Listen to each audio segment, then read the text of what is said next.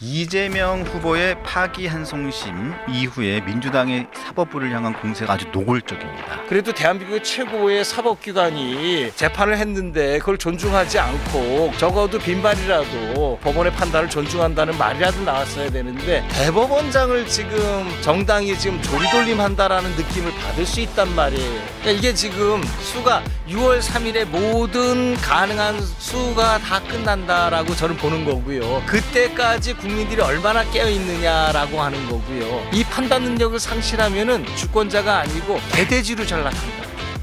이재명 후보의 파기환송심 이후에 민주당의 사법부를 향한 공세가 아주 노골적입니다. 맞습니다. 아주 노골적인데, 자 일단은 처음 이재명 후보의 재판을 다 미루라고 지금 하고 있습니다. 예. 자 재판을 다 미루라. 자 시한을 정해준 게 11일입니다. 11일 밤까지 재판을 미루지 않으면 일단 조희대 대법원장을 탄핵을 하고 예. 그다음에 15일로 예정된 파기환송심을 맡고 있는 고등법원 재판 판사 3명을 탄핵하겠다라고 했습니다. 자, 있을 수 있는 일입니까? 제가 볼 때는 불가능한 일을 말하고 있다라고 보는 거죠. 가능성은 있는데 법적으로 타당하지 않은 말을 마구 하고 있다. 전 그렇게 볼 수밖에 없어요. 지금 조희대 대법원장에게 책임을 묻겠다라고 하는 것 자체가 이미 사법부 독립, 사법권 독립을 침해하는 발언이라고 이렇게 보여지거든요. 네. 왜냐, 개개재판부의 사법권 행사는 개개재판부의 권한이에요. 대법원장이 만일에 개개재판부에 대해서 이래라 저래라 말을 한다면은 또 어떤 지시를 내린다면은 그거 자체가 사법권 침해다라고 볼 수 있거든요. 네. 그러니까 조희대 대법원장은 지금 고등법원에 대해서 할 말이 아무것도 없는 상태다라고 봐야 돼요. 그러니까 책임도 없고 의무도 없는 그 행위에 대해서 만일에 조희대 대법원장이 사법 절차를 모두 중단시키지 않으면은 대법원장을 탄핵하겠다 이 말 자체가 헌법에 반하는 발언이라고 볼 수밖에 없는 상황이죠. 그런데 지금 민주당에서는 강행을 할 태세예요. 네. 강행할 태세고 강행을 할 것 같습니다. 예. 자 그렇게 되면 일단은 조희대 대법원장부터 탄핵을 할 거고요. 예. 그러면 조희대 대법원장은 직무에서 배제가 됩니다. 그렇습니다. 그러고 그러고 난 다음에 또 15일 날 되어 있는 이재명 대표의 파기환송심 재판이 연기를 하지 않는다면 그 세 사람 재판 판사들 탄핵을 또 할 거고요. 예. 그런 그 재판은 어떻게 되는 겁니까? 물론 재판은 더 이상 진행을 못 하겠죠. 판사가 없으니까. 네. 그 진행할 법원이 없어지니까. 근데 문제는 뭐냐면은 이것이 민주당 대 사법부의 둘의 관계라면은 게임이 민주당한테 훨씬 유리할 수 있어요. 나는 다수당이고 그다음에 법률이 정한 바에 따라서 탄핵 소추를 하자마자 직무가 정지되는 법률 조항을 이용해서 민주당이 다 이길 수가 있는데 문제는 대한민국의 모든 권력은 누구로부터 나오냐면 국민으로부터 나오는 네. 거예요. 그럼 국민이 보고 있다라는 거죠. 주권자 국민이 보고 있고 이 국민들이 당장 6월 3일에 투표를 할 때 어떤 생각을 가지고 투표를 할 것인가. 이 부분이 새로운 게임의 중요한 변수라는 거죠. 그런데요. 예.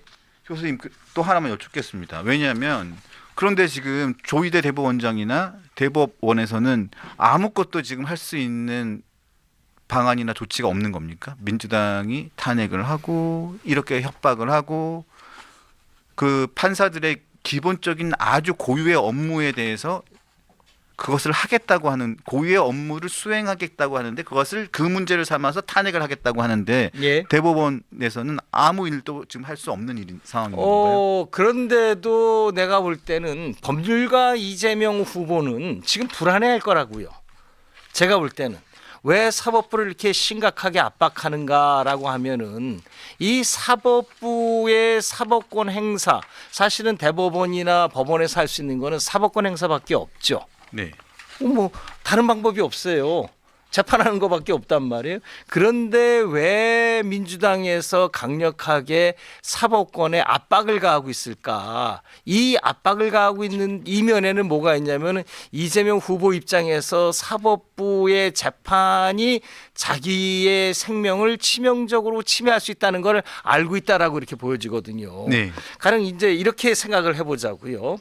서울고등법원에서 유죄 판결을 했다. 네. 왜냐 대법원에서 이재명 후보가 유죄라고 생각해서 지금 파기환송했으니까. 유죄라고 생각해서 파기환송을 한 거 같지 않습니까? 그렇죠. 판단을 한 거예요. 생각한 게 아니라 판단을 한 거잖아요. 네. 그렇죠. 네. 이미 판단한 상태에서 보냈기 때문에 그거를 위반하면은 기속력 위반이 돼요. 반드시 하급심금 상급심에 따라야 되는 의무가 있단 말이에요. 기속력이 있는 거죠. 그렇죠. 네. 그러니까 유죄 판결을 할 수밖에 없는 상황이고 그러면 그 유죄 판결을 한 상황 속에서 선거운동을 해야 된다. 굉장히 불리하겠죠. 왜냐 자기 자신이 유죄인 거를 아는데 단지 확정될 때까지는 무죄 추정의 원칙이니까 그대로 지금 어차피 대통령까지 갈 수 있다는 그런 어떤 그것 때문에 자기가 지금 대통령 후보로서 선거운동 하는데 유죄라는 게 이미 판단된 상태고 부담이 되지 않겠어요? 네. 그렇다. 그러면은 이 상황 속에서 그래도 대한민국의 최고의 사법기관이 재판을 했는데 그걸 존중하지 않고 그래도 적어도 빈발이라도 법원의 판단을 존중한다는 말이라도 나왔어야 되는데 민주당에서 이번엔 그러지 않았단 말이에요. 사법 구태타, 사법 살인, 예. 사법 뭐 이런 말할 수 없는 표현까지 동원했죠. 네, 심하면은 아마 이렇게 느낄 수도 있어요. 사법부 입장에서 볼 때는 대법원장을 지금 정당이 지금 조리돌림한다라는 느낌을 받을 수 있단 말이에요. 이런 느낌을 받는 상황 속에서 지금 현재의 상황을 제가 볼 때는 이거는 여러 가지 싸움이 있는데 민주당과 사법부의 싸움이 돼버린 형국이 돼버렸다고요. 네. 이 게임 속에서 이제 국민이 뭘 보느냐라고 하는 거죠. 주권자 국민이. 예, 그렇습니다. 교수님, 자 일단은 그 부분은 조금 이따가 한 번 더 여쭤보도록 하고요. 그런데 오늘 동아일보 여론조사를 보면요, 아까 전에 제가 말씀드린 중앙선거 여론조사심의위원회 홈페이지를 보시면 자세한 걸 알 수 있습니다만, 저는 이 여론조사를 보고 조금 좀 놀라기도 했는데, 자 이렇게 물어봤습니다. 이재명 후보의 파기 환송심 유죄 판결 시 대선 출마를 해야 되느냐? 예. 하는 질문을 했는데 48.1%가 출마하지 말아야 한다. 그런데 49.8%가 출마해야 한다. 예. 라는 이렇게 의견이 나왔고요. 이재명 후보가 당선될 경우에 재판이 계속되어야 하는지의 여부에 대해서 물어봤습니다. 재판을 받아야 한다가 53%, 받지 말아야 한다가 44%. 별 차이가 안 납니다. 그러니까 지금 국민들이 지금 보면 유죄 판결을 받아도 대선을 출마해야 한다는 의견이 50%가 나와요. 예. 그러니까 유죄 판결을 받아도 출마해야 한다. 제가 이거 보면서 저 혼자만의 생각일 수도 있습니다. 개인적인 의견일 수도 있습니다만 워낙 이재명 후보에게 사법 리스크가 많아서 워낙 이 재판을 많이 받아서 그래서 그런가? 국민들이 좀 무감각해진 게 아닌가? 이런 생각이 드는데 제가 잘못 생각하고 있는 건가요? 제가 볼 때는 지금 이 이재명 후보의 사법 리스크가 무엇인지에 관해서 지금 느낌이 국민들이 가지는 느낌이 둘로 나뉘고 있다라고 저는 보고 있어요. 네. 예. 한 파트는 뭐냐면은 그동안에 민주화 운동했던 많은 민주 투사들이 다 교도소를 다 경험했잖아요. 네. 그리고 국민들이 생각할 때 그러한 범죄는 국민을 위한 범죄였으니까 아무 문제 없다라고 생각하고 요즘 이재명 대표가 말하는 게 뭐냐면은 나는 조봉암 선생님하고 이렇게 하고 사형까지 당했으니까 또 특히 김대중 대통령하고 비유를 한단 말이에요. 그러면은 우리가 왜 조봉암 선생님하고 그 다음에 김대중 대통령을 왜 우리가 존경하는가? 그분들이 국민을 위한 사랑 때문에 그리고 그 두 분이 교도소에 가고 사형을 당했지만 그것이 억울하다는 걸 알고 있단 말이에요. 그러니까 그런 식으로 다 한쪽으로 생각하는 파트가 있는데 반해서 근데 일부 국민들은 명확히 알고 있죠. 이재명 후보가 지금까지 저지른 범죄 내용이 민주화를 위해서 저지른 범죄냐 라고 하는 거죠. 개인 범죄 아닙니까? 그렇죠. 개인 공무원 범죄예요. 그것도 공무원이 되고 나서부터 심각한 범죄가 일어나기 시작했다고요. 다시 말해서 공권력을 쥐자마자 그 공권력을 이용해서 사적 이익을 챙겼단 말이에요. 물론 변명하죠. 내 주머니엔 돈이 한 푼도 없다라고 하는 얘기잖아요. 네, 그러니까 일단. 나는 뇌물 받지 않았다라고 하지만 그러나 그 돈들이 다 누구한테 갔는가?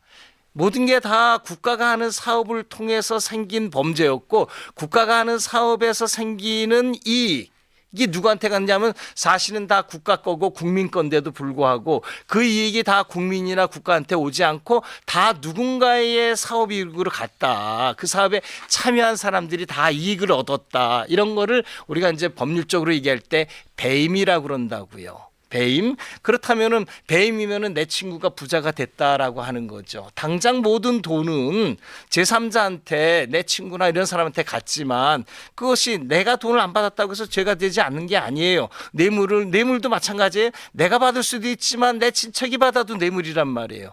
배임도 마찬가지죠. 누가 이득을 얻느냐? 국가 거를 누구한테 줬다 하면은 내가 받지 않아도 제3자한테 나하고 잘하는 사람한테 줬을 때 그것을 우리가 이제 업무상 배임이라고 그런단 말이에요. 그러면 는 지금 이재명 후보한테 지금 혐의가 있는 모든 범죄들은 어떤 범죄냐 하면은 공무원이 되고 난 뒤에 성남시장, 경기도지사가 되고 난 뒤에 국가의 공권력을 이용해서 저지른 범죄라는 거죠. 네, 네. 그렇다면은 이 범죄의 질이 다른데 그렇다면 한쪽 국민들은 이재명 후보가 가진 어떤 그 범죄의 내용에 관해서 예전에 민주투사들이 혐의를 받았던 그런 유죄를 받았던 그런 범죄로 생각하는 국민들도 있고 또 한편으로는 이건 공무원 범죄로서 있을 수 없는 거다. 공과 사를 구분하지 못하는 공무원 자격이 없는 범죄다라고 생각하는 국민들로 둘로 나눠져 있다는 거죠.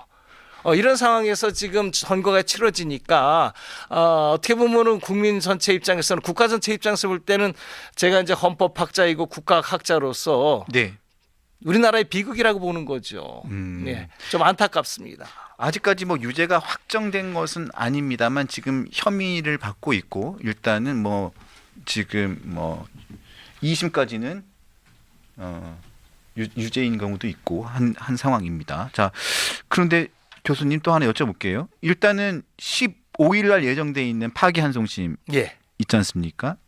자, 근데 지금 탄핵을 한다고 하니까 이게 못 열릴 가능성도 지금 있고요. 예. 못 열릴 가능성이 있으니까 이거를 뭐 제가 여쭤보기가 참 애매한데 이런 일이 있을 수가 있는지는 제가 정말 당황스러웠어요. 왜냐하면 재판하는 판사들을 탄핵시켜서 재판을 못하게 한다니 이게 있을 수가 있는 일인가 싶기도 한데 일단은 탄핵을 일단은 두고 여쭤봅니다. 예. 15일 날 재판이 진행이 돼서 예. 22일 날 기일을 잡혀서 아마 대선 전에 아마 유죄 판결이 난다고 치면 예. 6월 달에 대법원으로 다시 넘어가지 않습니까? 대법원 유죄 판결이 나오면 네, 그렇죠. 유죄 예. 판결이 나오면 예. 대법원으로 넘어가지 않습니까? 예. 근데 그 이후에 예. 이재명 후보가 대통령에 당선됐다고 친다면 예. 이재명 대표의 상고심, 재상고심 그렇죠. 결과는 진행이 됩니까 안 됩니까? 이게 이제 헌법 84조 예. 해석 문제죠. 예. 예. 지금 학자들은 나눠져 있죠. 여기에 문리 해석 그대로 하면 소추만 안 된다라고 하는 조항인데 그렇죠? 재직 중 형사상의 소추를 받지 아니한다 이런 뜻이란 말이에요.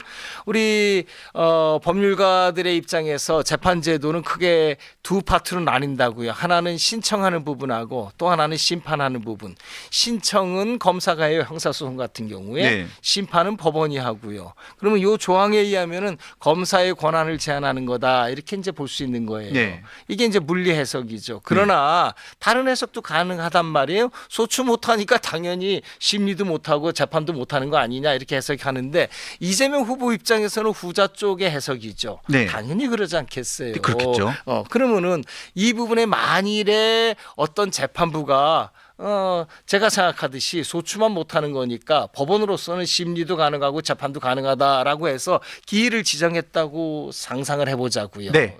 그러면은 이재명 후보 입장에서 이미 대통령이 된 상태에서 네. 또 민주당 입장에서는 그거를 용납하겠어요? 아유, 안 하겠죠. 안 하겠죠. 그럼 네. 어떡할까요?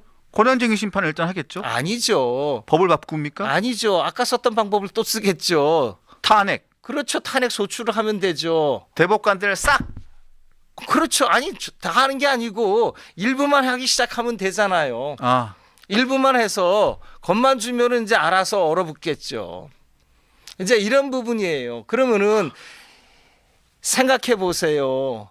어떤 판사들이 이 사건을 진행할까요?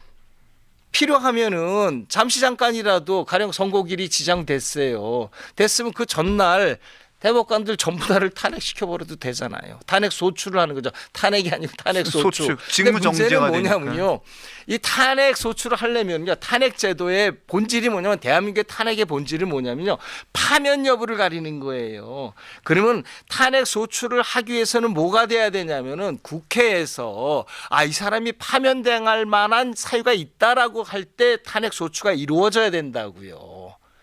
이게 기본이라고요. 기본이죠. 야, 그렇죠. 그런데 지금 현재 탄핵 소추 당한 모든 공무원들, 감사원장, 장관, 검사들이 전부 다 기각당했단 말이에요. 그건 뭐냐면 파면될 사유가 없다는 거죠. 그러니까 파면될 만한 사유가 없는 사람들을 그럼 탄핵 소추했다. 국회에서 탄핵 소추했다. 왜 탄핵 소추했을까? 이유는 딱 하나잖아요. 탄핵 소추를 하게 되면은 직무가 정지된다라고 하는 헌법 조문이 있으니까 그 효과를 얻기 위해서 탄핵 소추를 쓰는 건데 이건 뭐냐? 국회를 믿고 그 조항을 써줬는데 왜 국회를 믿었느냐? 300명이 모여 있으면은 적어도 이것이 탄핵할 만한 사유인지 아닌지를 내부적으로 먼저 가리고 난 뒤에 그 다음에 국회가 결정을 해서 탄핵 소추를 할 것이다라고 그거를 믿고 국민들이 헌법 조문에 탄핵 소추가 이루어지면은 직무 권한 행사를 정지하겠다라고 써줬는데 그게 아니고 현재 이루어지고 있는 국회의 행위는 뭐냐 하면은 국회의 권한 행사는 어떻게 되냐? 나는 다수니까 다수결만 되면 탄핵 소추가 가능하다라고 해서 탄핵 소추를 하는 상황이란 말이에요. 지금 어떻게 보면은 현재의 상황은 국회의 이름으로 다수당의 이름으로 독재를 행하고 있는 상황이다라고 볼 수 있는 상황이죠.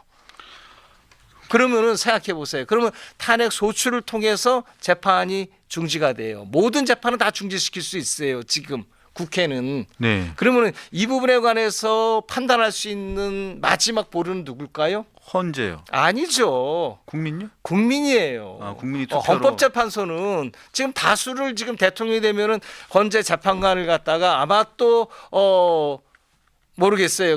아무튼 성향이 비슷한 사람을 재판관으로 임명할 거고 그런 상황이 되면 어떤 결과가 되면 헌법재판소는 탄핵 소추된 사건을 결정을 안 하고 계속 미루겠죠. 시간이 어느 정도 필요할 때까지. 그러면은 남아있는 건 뭐냐.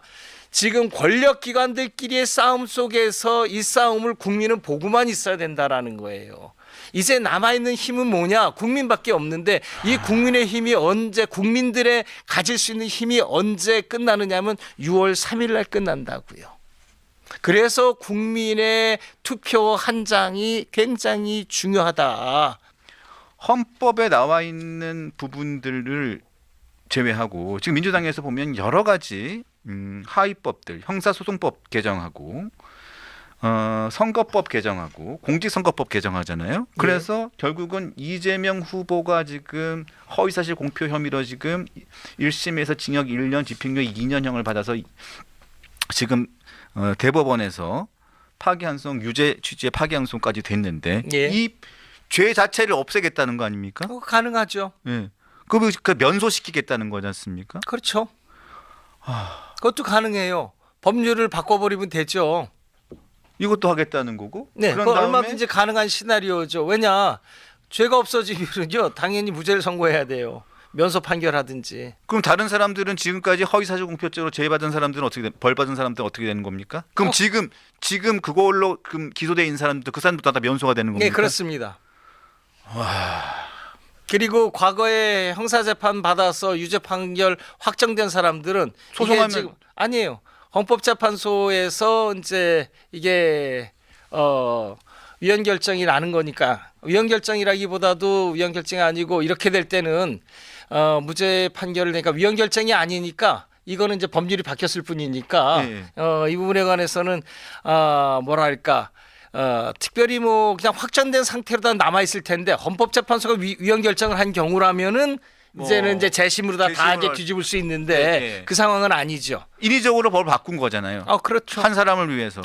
그런 인위적으로 바꿨다라고 이제 평가는 그렇게 하지만 국회가 바꾼 거니까 네. 인위적인 건 아니죠. 예. 국회가 바꾼 거죠. 그렇죠. 국회가 바꾼 거죠.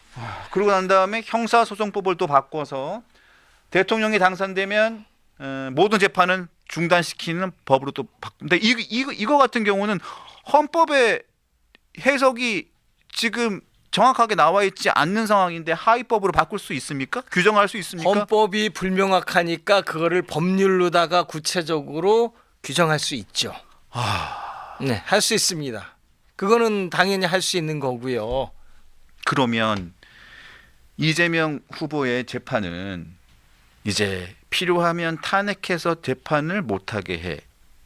그래서 대통령이 만약에 당선이 되면 또 재판을 하려고 하면 또 탄핵해. 법 바꿔서 죄를 없애. 또 다른 재판을 하려고 하면 하위법을 바꿔서 아예 재판을 못하게 법으로 막아. 예. 이렇게 되는 겁니까? 예. 그러면 대장동 재판부터 해가지고 지금까지 걸려 있는 모든 재판은 싸그리 재판이 다 정지가 되는 거네요. 그렇죠. 아. 충분히 예상되는 상황이죠. 그야 뭐 그렇지 않겠어요? 사회과학이라고 우리가 과학자를 붙였잖아요. 왜 과학인가요? 인과관계적으로 일어날 수 있는 일을 수를 보는 거잖아요. 과학적으로 논리적으로 생각하는 것이 과학 아니겠어요? 그렇다면은 지금 이재명이 대통령이 당선됐다. 그러면은 어떠한 판단으로다가 또 다수당을 가진 대통령으로서 어떠한 의사결정을 할 수 있을 것인지 그런 수를 보면은 우리가 수가 보이는 거 아니겠어요? 그러니까 이게 지금 수가 6월 3일에 모든 가능한 수가 다 끝난다라고 저는 보는 거고요. 그때까지 국민들이 얼마나 깨어 있느냐라고 하는 거고요. 무슨 말씀인지 알겠습니다만 예. 지금 그러니까 전 제가 계속 저도 많은 것을 읽고 많은 것을 알고 있다고 생각했는데 교수님 말씀을 들으니까 더 암울해지고 지금 왜 민주당이 이렇게 탄핵 판사 탄핵 대법원장 탄핵 예. 고등법원에 있는 판사 탄핵 예. 법안 공직선거법 개정안 형사소송법 개정안 모든 법을 바꾸겠다 면소까지 하겠다 네, 하는 충분히 가능한 시나리오죠. 이유를 머리도 잘 썼네요 진짜 이 사람들. 그러니까 제가 볼 때 이러한 어떤 그 법률적인 부분에 관해서 굉장히 연구를 많이 하고 있다.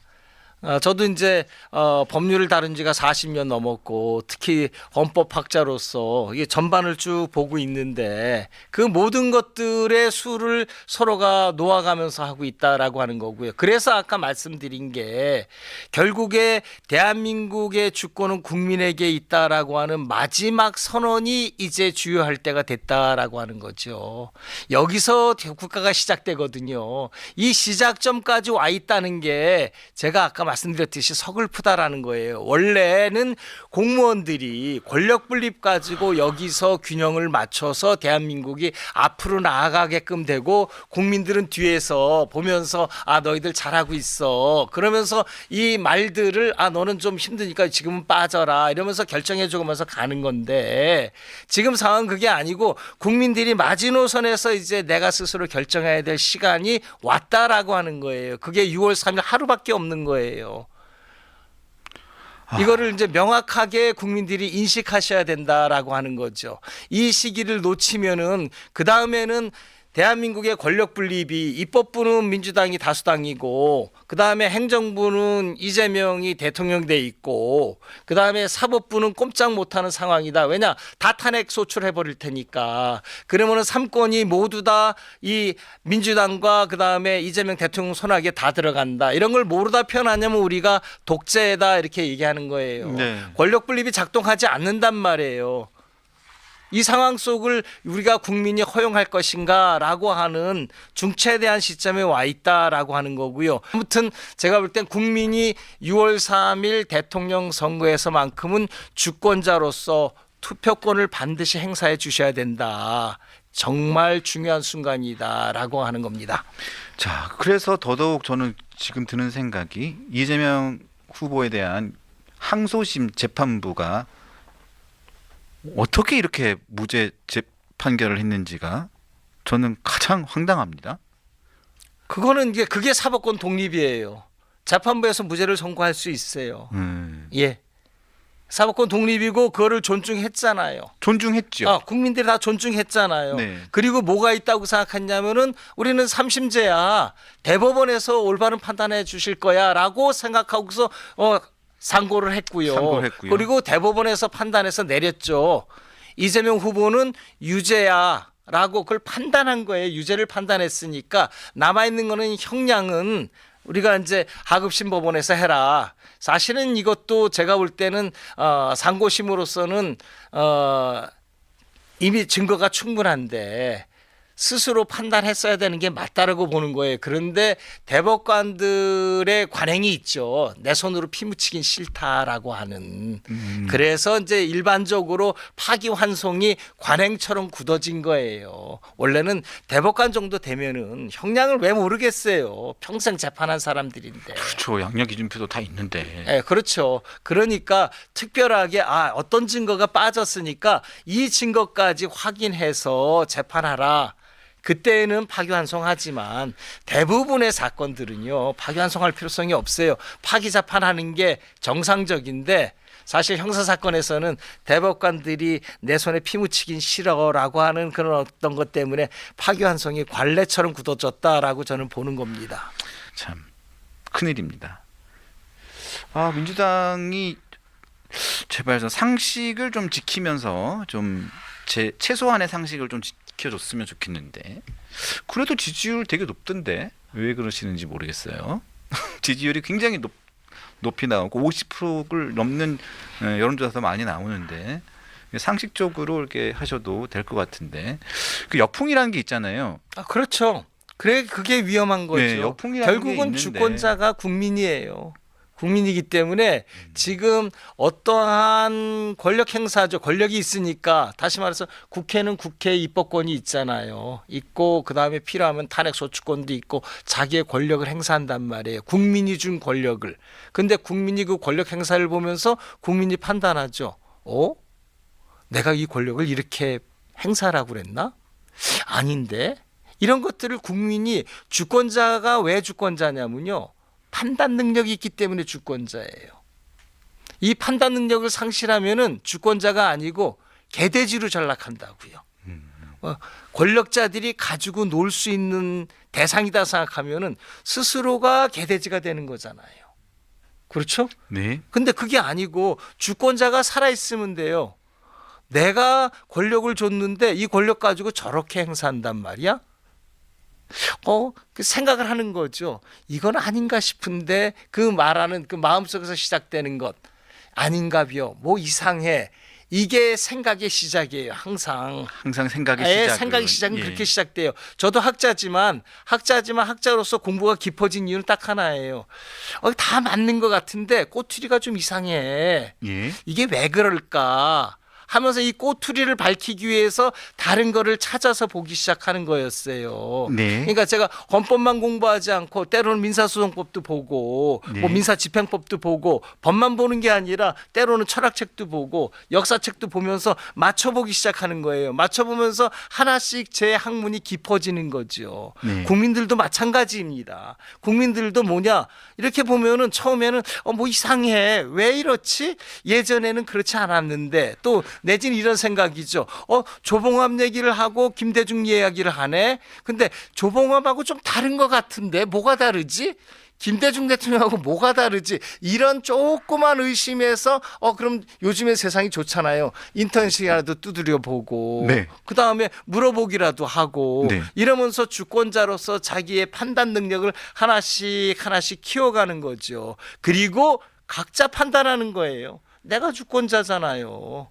내가 주권자고 내가 대한민국의 주인이고 내가 판단하는 거에 따라서 내 자손들의 운명이 바뀌는 순간이잖아요. 맞습니다. 그렇다면은 나는 어떤 판단을 할 것인가? 단순히 누구한테 우르르 몰려가면서 판단할지 그게 아니고 한 사람 한 사람이 각자 주권자로서 판단해야 된다. 이게 제가 이제 말씀드리고 싶은 거죠. 저도 저희 집 저 애가 둘인데요. 예.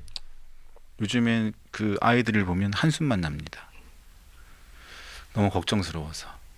다른 데는 뭐 그렇게 그 정도는 아니었는데 요즘에 뭐 이렇게 판사 탄핵한다고 하고 대법원장 탄핵한다고 하고 사법 살인이라고 하고 사법 쿠데타라고 하고 뭐 이런 얘기들을 서슴없이 하는 민주당을 보면서